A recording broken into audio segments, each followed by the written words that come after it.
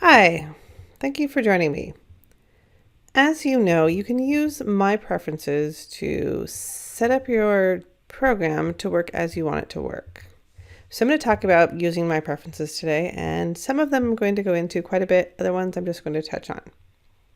But first, let's look at the Workspace View.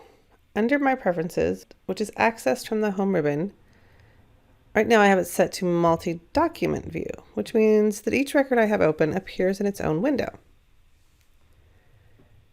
Now, if I go back here, the other option is Tab View, which means that the records I have open are accessible by their tabs, as you can see here. Let me close out of these because the next thing I want to show you is Auto Open Reports. Under My Preferences, choose Auto Open Reports. I like to use the calories and fats report because it's an easy to see breakdown of where the calories and fats are coming from. So what happens here is that this report is going to open each time I open a person or recipe. So let me close this and open Jane Doe again. Now you can see that the calories and fat pie graph automatically opens up with this person and with all other people. Back in My Preferences, you will select the default regulations for your label report here.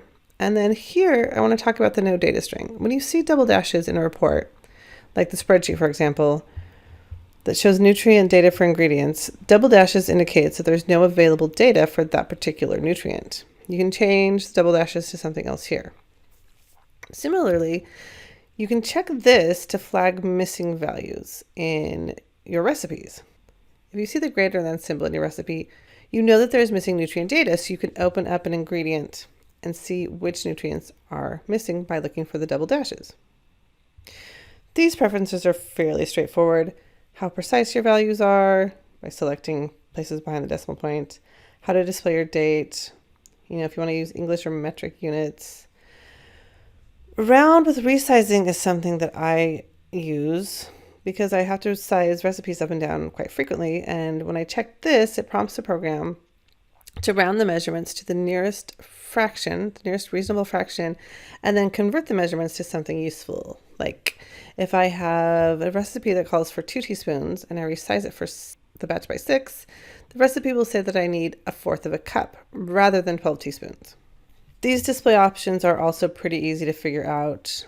The default unit of weight display, HACCP heading levels, and then check or uncheck this to show or hide notes on your recipe or person page.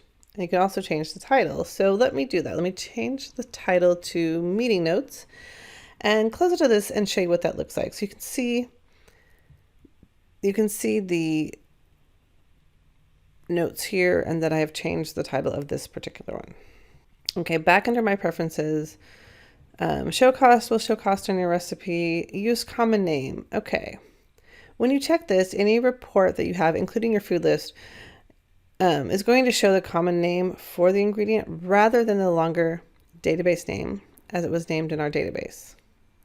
As a reminder, let me find one for you. I'll scroll down here and open this. Okay, you see up here, this is the database name, but I've entered lasagna here. So that's what you're going to see in the reports. Back to preferences. We have an extensive database, as you know, and if you don't limit the search results, you could get every result that matches, which would take a long time. Sometimes you want that, sometimes you don't. If you want to limit your search to, say, the first 400 returns, you can do that here. This lets you set the resolution for when you export the label report. And here's where you would set everything back to the program defaults. Now over here we have the food list entry columns. This tells you what columns will appear on your food entry page. Right now it's just the item name, the food item name, its quantity and measure. But let's say I also want the total weight to show and maybe the creation date.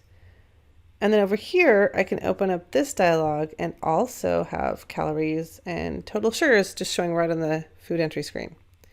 I want to close this out so I can show you what that looks like. Okay, you can see I have the additional columns here.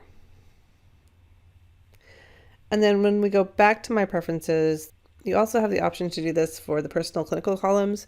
Same principle, just on the clinical view. Now, report preferences. There are some modifications that you can do to your report view, including adding headers and footers and changing some fonts. So I'm going to show you real quick how to add a header to the printed report. Something like header text sample. And to see what this looks like, I'm going to go preview my calories and fats report. So I click the print screen and then, or click the printer icon and then click preview. It will look like this. You can also do the same thing with other reports and even the Reports Plus reports. I recommend that you take time to familiarize yourself with the formatting options here. Now let's take a look at groups to exclude. When you search for your foods, because again, we have such a large database, you might not want to search in some of the groups. All of our ESHA foods are included in one group or another. So because I know that I don't want any foods returned that could be children's food or could be candy, I'm going to exclude those groups from the searches. And then my client, for example, doesn't need to worry about being gluten-free, so I'm going to exclude that as well. This is going to narrow my searches a bit. And staying with groups, you can select a default group that each new item will be automatically added to when you create it.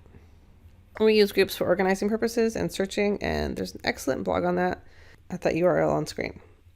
And lastly, I want to show you the colors preferences. We can see here that the ESHA ingredients, those are ingredients already included in the ESHA database, not ones that you added, are color-coded in green. I can change it to a nice gray and okay that, and then you can see what that looks like here. You can also change the colors of the text and change colors and text colors for other reports. And that concludes this tutorial. Thank you.